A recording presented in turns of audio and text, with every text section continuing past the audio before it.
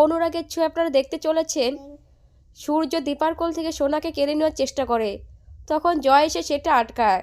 তখন সূর্য জয়কে বলছে, জয় তোর থেকে যদি তোর ছেলেকে আলাদা করে তখন তুই কি করবি? তখন জয় সূর্যকে বলছে, দাদা ভাই তুই চুপ কর, তোর মতো এই বোকামি কাজ আমি কখনোই করব না, আমার বউ আর বাচ্চাকে কখনোই ঘর থেকে বের করে দিব না। এদিকে সোনা তার মাকে বলছে, মা আমার এখানে থাকতে আর ভালো লাগছে না, বাবা আগের মতনই আছে, একটুকু পাল্টেনি, চলো আমরা এখান থেকে চলে যাই। এই বলে সোনা তার মাকে নিয়ে বেরিয়ে পড়ে। এইদিকে রূপা সোনার সঙ্গে কথা বলছে নাকি, তার মাকে বলছে, মা হিংসুকুটি আমার সঙ্গে কথা বলছে না। তখন দীপা তার মেয়েকে বুঝিয়ে দুই মেয়েকে এক করে দেয়। তখন রূপা সোনাকে বলছে, হিংসুকুটি আর কেঁদো না, আমরা দুজন একসাথে থাকবো, তুমি কথা দাও তুমি আমাকে ছেড়ে কোথাও চলে যাবে না, এই বলে জড়িয়ে ধরে দেয়।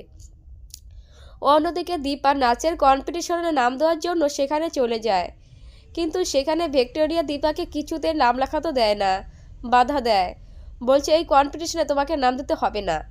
তখন দীপা বলছে, না আমি নাম দিয়েই ছাড়বো, কারণ এই কম্পিটিশনটা আমি জিতবো, তুমি অত ভয় পাচ্ছ কেন, তুমি হেরে যাবে বলে। তখন ভিক্টোরিয়া দীপার উপরে রেগে যায়, বলছে 2 দিনের ইসে আমার সাথে লড়তে এসেছো, তুমি যাও এখানে, তোমাকে কিছুতে আমরা নাম লেখাতে দিব না। তাহলে আপনাদের কি মনে হয় দীপা কি পারবে ভিক্টোরিয়ার সামন থেকে নাচের কম্পিটিশনে নাম দিতে? প্লিজ তোমরা কমেন্ট করে জানাও। আর ভিডিওটি ভালো লাগলে লাইক কমেন্ট শেয়ার করতে ভুলবেন না। নতুন নতুন ভিডিও পাওয়ার জন্য তাড়াতাড়ি চ্যানেলটিকে এখনই সাবস্ক্রাইব করুন।